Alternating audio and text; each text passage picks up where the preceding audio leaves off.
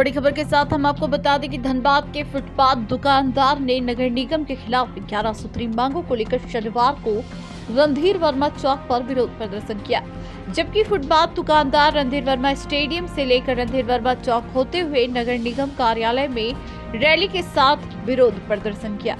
इस कार्यक्रम में धनबाद के पूर्व महापौर इंदू देवी तथा मेयर प्रत्याशी अश्विनी देवी फुटपाथ दुकानदारों के साथ समर्थन में नगर निगम के खिलाफ साथ देने की बात कही। महापौर प्रत्याशी अश्विनी देवी ने मीडिया को बताया कि जिस तरह से पूरे नगर क्षेत्र में नगर निगम फुटपाथ दुकानदारों को हटाने का काम करे, यह बिल्कुल पूरी तरह से गलत है, जबकि नगर निगम इन सभी फुटपाथ को पहले बसाने का काम करे, उसके बाद इन्हें उजाड़ा जाए और इस फुटपाथ दुकानदार के लड़ाई से हमारा पूर्ण समर्थन जारी रहेगा। जब तक इन सभी फुटपाथ दुकानदारों को नगर निगम वेंडिंग जोन के माध्यम से बसाने का कार्य नहीं करेंगे, तब तक इन सभी फुटपाथ दुकानदारों के साथ नगर निगम के लड़ाई में साथ हों। इस मौके पर विधायक राज सिन्हा भी पहुंचे और सहायक नगर आयुक्त से बातचीत किए, जिसने अतिक्रमण पर रोक लगाने की मांग की। मुलाकात हुई है, इन लोगों का 11 सूत्री मांग है, जिसमें खास करके पहला तो है टीपीसी का जो भंग हो गया है, उसका चुनाव नहीं हुआ है, उसको जल्द से जल्द चुनाव करके इनको भी मेंबर के रूप में उसको आमंत्रित करना, उसकी बैठक बुला करके जो फुटपाथ दुकानदार संघ हैं उनके जो भी संघ हो या जो भी फुटपाथ दुकानदार हैं उनकी समस्याओं से निर्गत करके उसकी समस्या का समाधान करना। और वैसे भी केंद्र सरकार ने उनका रजिस्ट्रेशन भी कराया है, 10-10 हज़ार रुपया भी उनको मिला है बैंक से काम करने के लिए।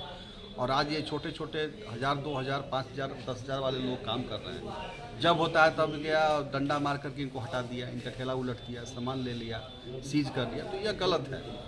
बड़े बड़े दुकानदारों को तो कोई नहीं देखता, लेकिन इन लोगों के ऊपर जो बार बार इनको टाइट किया जाता है, इन पर प्रहार होता है, उचित नहीं है। मैंने इस विषय को रखा है और मैंने उप नगर से कहा भी है कि जब नगर आ जाते हैं तो इनके 11 सूत्री मांगों पर 3 दिन के अंदर विचार कीजिए और उसके बाद आप एक बुला करके इनको एक बैठक करके उसमें जहाँ तक जो इनकी समस्या समाधान होने लायक है वो कीजिए।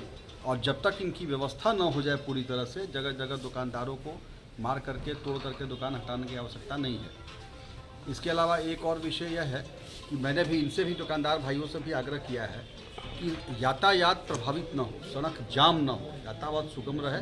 उसके बाद आप किनारे दुकान लगाइए, अपने रोजगार कीजिए। कुछ दुकानदार तो ऐसे हैं जो अस्थायी निर्माण कर चुके हैं रोड पर। अस्थायी देखिए, फुटपाथ वाला जब भी होगा तो वो अस्थायी निर्माण नहीं करेगा। कंक्रीट जो लोगों ने कर नहीं तो उसको तोड़वाइए ना, हम कहाँ उसके लिए मना कर रहे हैं। कंक्रीट जो बना करके अस्थायी बनाया है तो फिर तो फुटपाथ हुआ नहीं ना, वो फुटपाथ दुकानदार हुआ नहीं, तो उस पर प्रशासन कार्रवाई करे, उसके लिए कोई दिक्कत नहीं है।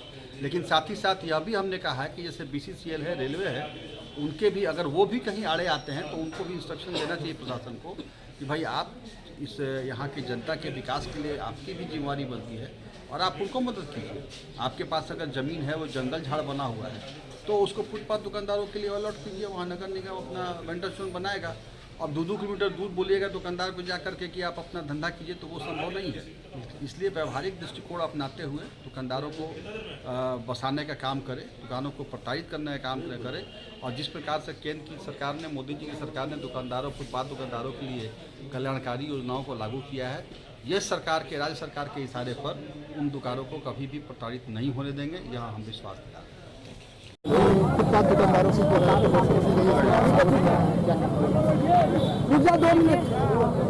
हम यहाँ इन सभी के साथ उपस्थित हैं और इन सभी के लड़ाई में इनके साथ हैं।